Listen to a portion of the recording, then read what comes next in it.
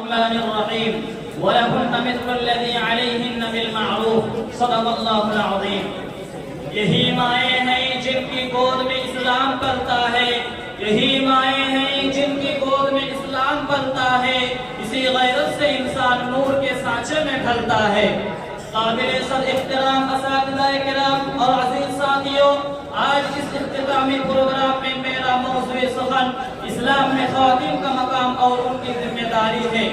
معزز سامعین کرام، بعض جدید تعلیم یافتہ حضرات جن کو پڑھے لکھے جاہل کہنا زیادہ مناسب ہے، ان کی طرف سے یہ بات توقع کے ساتھ کہی جا رہی ہے کہ عورت ہمارے معاشرے کا مظلوم ترین طبقہ ہے، اس کے حقوق پامال ہو رہے ہیں، اس کا استحصال ہو رہا ہے، اور ساتھ ساتھ یہ بات بھی کہی جا رہی ہے کہ یورپ نے عورت کو آزادی دی ہے، اس کو حقوق دیے ہیں، اس کو مردوں کے برابر لا کھڑا کیا ہے، جس کی بدولت وہ خوب ترقی کر رہی ہے۔ لیکن حقیقت یہ ہے کہ دنیا میں کسی مذہب، کسی تمدن، کسی سوسائٹی اور کسی قانون نے عورت کو مقام اور مرتبہ نہیں دیا جو اسلام نے اسے دیا ہے۔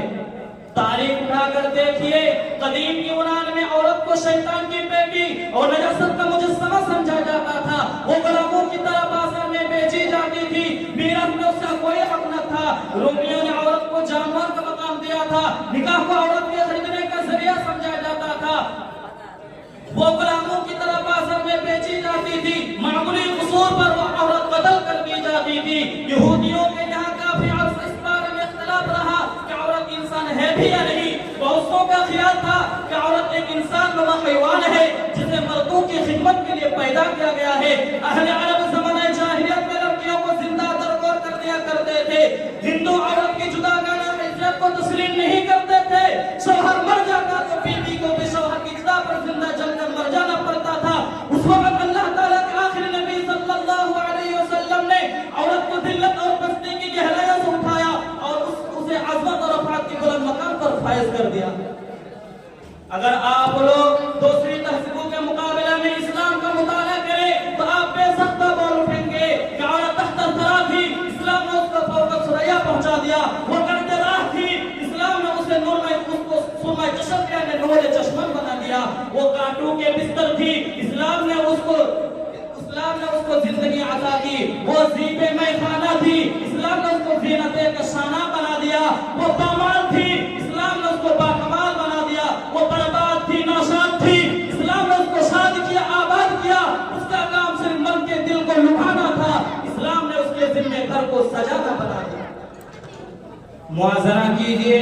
کہاں تو ایک طرف وہ معاشرہ تھا جس میں بیٹی کا ہونا باعث شرم تھا، وہ باغ تھی، مجسم گناہ تھی، نحوست تھی، بدبختی کی علامت تھی، وہ شیطان کا نمائندہ تھی، زہریلا سانپ تھی، وہ کڑوا گھونٹ تھی، وہ ہاتھوں کی میل کچل تھی، وہ پاؤں کی دھول تھی، وہ بوجھ تھی، اسلام نے اسے عظمت عطا کی، عزت دی۔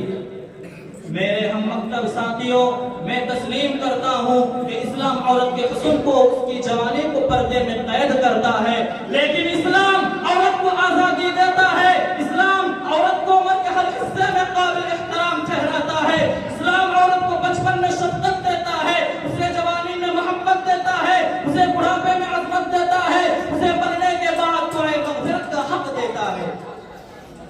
میں یورپ کے اندھے پرستاروں سے پوچھتا ہوں کہ تم نے عورت کو کیا دیا؟ تم کہتے ہو کہ ہم نے عورت کو حقوق دیا ہے، لیکن میں کہتا ہوں کہ تم نے عورت کے حقوق چھین لیے، تم نے عورت کی ممتا گم کر دی، تم نے عورت سے اس کا گھر کی رہستر کا کردار چھین لیا، تم نے بیٹی کو شفقت اور محبت سے محروم کر دیا، تم نے عورت کے حسن کو تماشا بنا دیا، تم نے اس کے جوانی کو کھلونا بنا دیا، تم نے اس کے جسم کو جنس ارزاق قرار دیا ہے، تم عورت کے حسن کو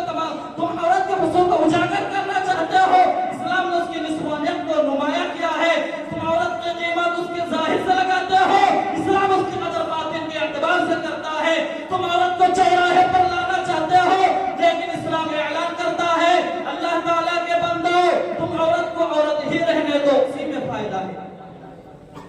آپ لوگ اسلام کے علاوہ کوئی بھی ایسا مذہب نہیں دکھلا سکتے، کوئی بھی ایسا قانون نہیں بتلا سکتے جس میں بیٹی کی تربیت کو جنت کی ضمانت بتایا گیا ہو، جس میں اچھی بیوی کو آدھا ایمان قرار دیا گیا ہو، جس میں ماں کو اف تک کہنے کی اجازت نہ ہو، جس میں ماں کے قدموں کے نیچے جنت بتایا بتائی گئی ہو.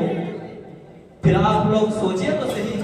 کہ اسلام عورت کو حقارت کی نظر سے دیکھ بھی کیسے سکتا ہے جبکہ عورت کے بدن سے نبی بھی پیدا ہوتا ہے، صحابی بھی پیدا ہوتا ہے، اور محدث مفسر قلوب ابدال ولی بھی اسی کے پیٹ سے جنم لیتا ہے. اگر اسلام عورت کو حقوق نہ دیتا تو اسلامی تاریخ میں کوئی صحابیہ، کوئی عالمہ، کوئی محدثہ، کوئی مفسر پیدا نہ ہوتی. اگر اسلام عورت کو حقوق نہ دیتا تو ہماری تاریخ میں سیدہ عائشہ، سیدہ فاطمہ رضی اللہ عنہما نہ ہوتی.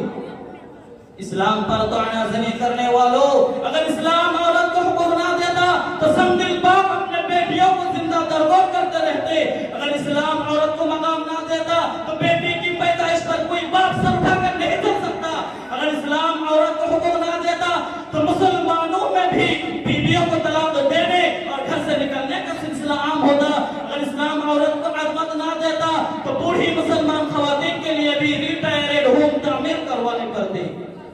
معزز حاضرین، اللہ تعالیٰ نے عورتوں کو جو صحیح مقام دیا ہے اسے سمجھنے کی کوشش کیجئے اور یورپ کے شراب کے پیچھے چل کر اپنے گھر کی پرسکون زندگی کو، اپنے عزت کو، وقار کو، اپنے دین اور دنیا کو تباہ نہ کیجئے. اللہ تعالیٰ سے دعا ہے کہ ہماری قوم کو اس نام نہاد وکیلوں اور جھوٹے غمخاروں سے بچنے کی توفیق عطا فرمائے. آمین. وما علینا الا البلاغ. السلام.